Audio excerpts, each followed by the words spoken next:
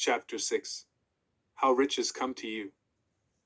When I say that you do not have to drive sharp bargains, I do not mean that you do not have to drive any bargains at all, or that you are above the necessity for having any dealings with your fellow men. I mean that you will not need to deal with them unfairly. You do not have to get something for nothing, but can give to every man more than you take from him. You cannot give every man more in cash market value than you take from him, but you can give him more in use value than the cash value of the thing you take from him. The paper, ink, and other material in this book may not be worth the money you pay for it, but if the ideas suggested by it bring you thousands of dollars, you have not been wronged by those who sold it to you. They have given you a great use value for a small cash value. Let us suppose that I own a picture by one of the great artists, which, in any civilized community, is worth thousands of dollars. I take it to Baffin Ray, and by salesmanship, induce an Eskimo to give a bundle of furs worth $500 for it. I have really wronged him, for he has no use for the picture. It has no use value to him. It will not add to his life. But suppose I give him a gun worth $50 for his furs, then he has made a good bargain. He has use for the gun. It will get him many more furs and much food. It will add to his life in every way. It will make him rich. When you rise from the competitive to the creative plane, you can skin your business transactions very strictly, and if you are selling any man anything which does not add more to his life than the thing he give you in exchange, you can afford to stop it. You do not have to beat anybody in business. And if you are in a business which does beat people, get out of it at once. Give every man more in use value than you take from him in cash value. Then you are adding to the life of the world by every business transaction. If you have people working for you, you must take from them more in cash value than you pay them in wages. But you can so organize your 24. business that it will be filled with the principle of advancement, and so that each employee who wishes to do so may advance a little every day. You can make your business do for your employees what this book is doing for you. You can so conduct your business that it will be a sort of ladder, by which every employee who will take the trouble may climb to riches himself, and given the opportunity. If he will not do so, it is not your fault. And finally, because you are to cause the creation of your riches from formless substance which permeates all your environment, it does not follow that they are to take shape from the atmosphere and come into being before your eyes. If you want a sewing machine, for instance, I do not mean to tell you that you are to impress the thought of a sewing machine on thinking substance until the machine is formed without hands, in the room where you sit, or elsewhere. But if you want a sewing machine, hold the mental image of it with the most positive certainty that it is being made, or is on its way to you. After once forming the thought, have the most absolute and unquestioning faith that the sewing machine is coming. Never think of it, or speak of it, in any other way than as being sure to arrive. Claim it as already yours. It will be brought to you by the power of the supreme intelligence, acting upon the minds of men. If you live in Maine, it may be that a man will be brought from Texas or Japan to engage in some transaction which will result in your getting what you want. If so, the whole matter will be as much to that man's advantage as it is to yours. Do not forget for a moment that the thinking substance is through all, in all, communicating with all, and can influence all. The desire of thinking substance for fuller life and better living has caused the creation of all the sewing machines already made, and it can cause the creation of millions more, and will, whenever men set it in motion by desire and faith, and by acting in a certain way. You can certainly have a sewing machine in your house, and it is just as certain that you can have any other thing or things which you want. And 25. Which you will use for the advancement of your own life and the lives of others. You need not hesitate about asking largely. It is your Father's pleasure to give you the kingdom, said Jesus. Original substance wants to live all that is possible in you, and wants you to have all that you can or will use for the living of the most abundant life. If you fix upon your consciousness the fact that the desire you feel for the possession of riches is one with the desire of omnipotence for more complete expression, your faith becomes invincible. Once I saw a little boy sitting at a piano, and vainly trying to bring harmony out of the keys, and I saw that he was grieved and provoked by his inability to play real music. I asked him the cause of his vexation, and he answered, "I can feel the music in me, but I can't make my hands go right." The music in him was the urge of original substance, containing all the possibilities of all life. All that there is of music was seeking expression through the child. God, the one substance, is trying to live and do and enjoy things through humanity. He is saying, "I want hands to build wonderful structures, to play divine harmonies, to paint glorious pictures. I want feet to run my errands, eyes to see my beauties, tongues to tell mighty truths and to sing marvelous songs," and so on. All that there is of possibility is seeking expression through men. God wants those who can play music to have pianos and every other instrument, and to have the means to cultivate their talents to the fullest extent. He wants those who can appreciate beauty to be able to surround themselves with beautiful things. He wants those who can discern truth to have every opportunity to travel and observe.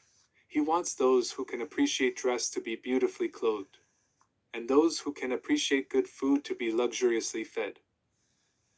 He wants all these things because it is himself that enjoys and appreciates them. It is God who wants to play, and sing, and enjoy beauty, and proclaim truth, and wear fine clothes, and eat good foods.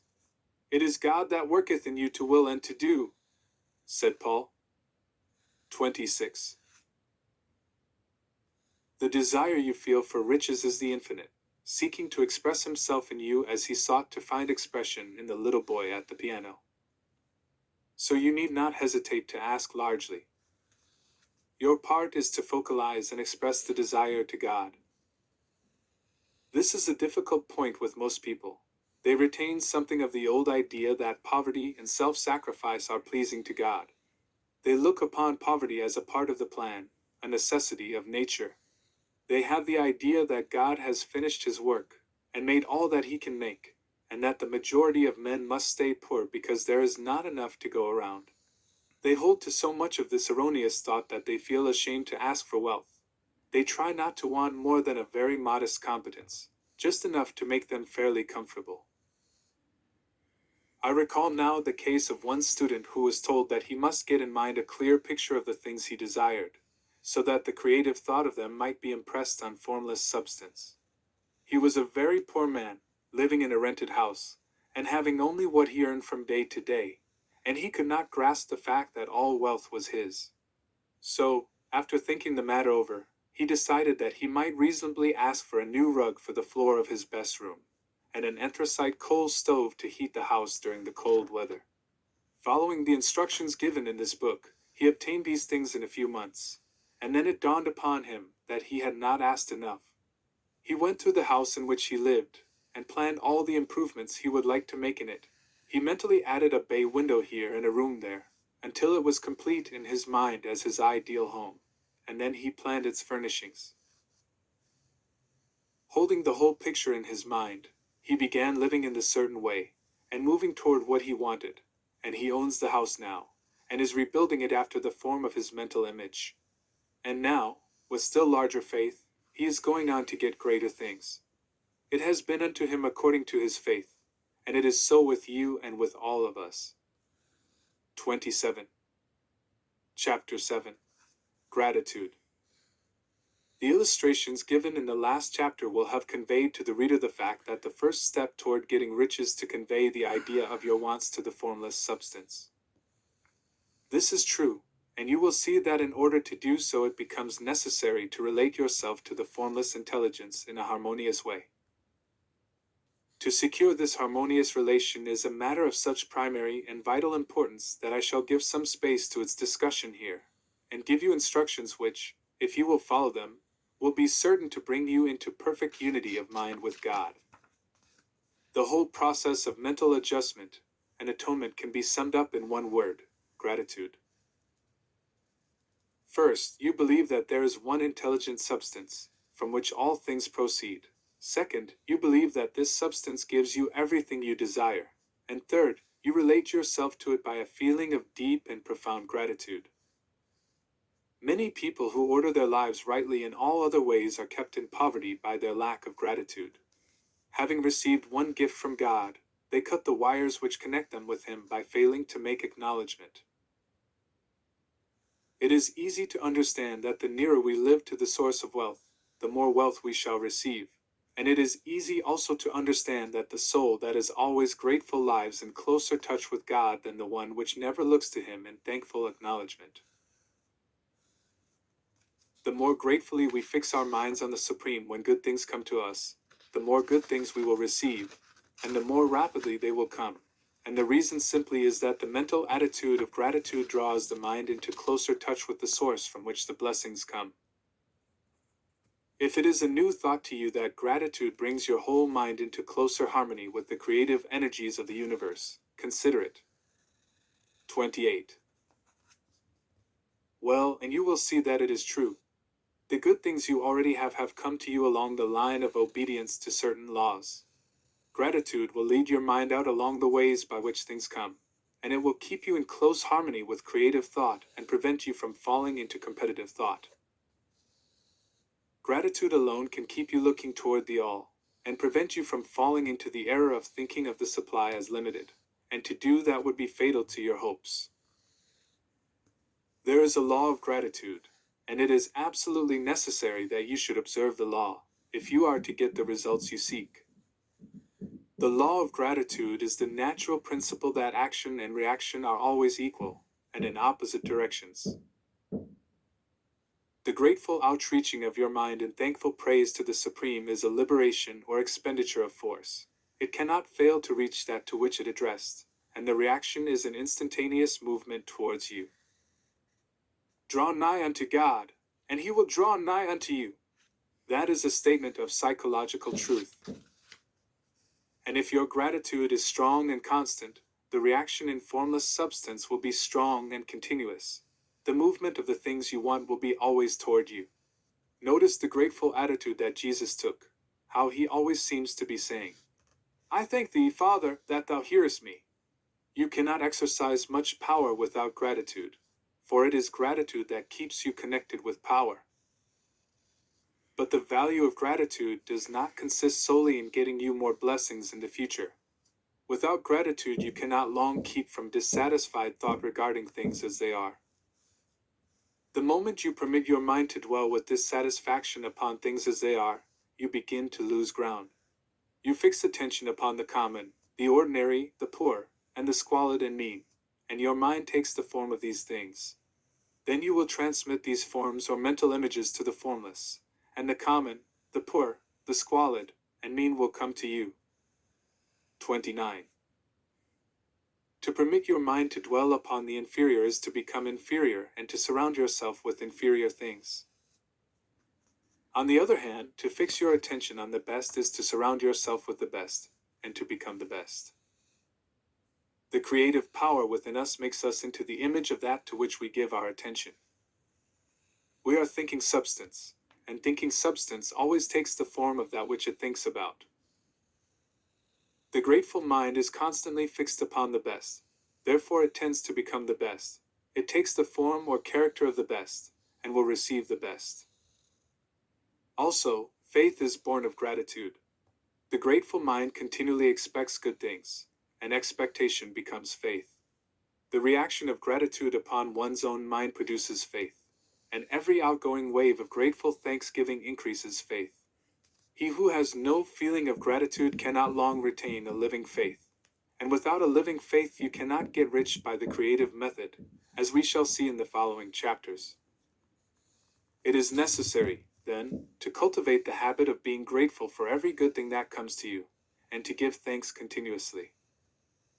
And because all things have contributed to your advancement, you should include all things in your gratitude. Do not waste time thinking or talking about the shortcomings or wrong actions of plutocrats or trust magnates. Their organization of the world has made your opportunity. All you get really comes to you because of them. Do not rage against corrupt politicians. If it were not for politicians, we should fall into anarchy, and your opportunity would be greatly lessened. God has worked a long time and very patiently to bring us up to where we are in industry and government, and He is going right on with His work. There is not the least doubt that He will do away with plutocrats, trust magnates, captains of industry, and politicians as soon as they can be spared. But in the meantime, behold, they are all very good. 30. Remember that they are all helping to arrange the lines of transmission, along which your riches will come to you, and be grateful to them all. This will bring you into harmonious relations with the good in everything, and the good in everything will move toward you,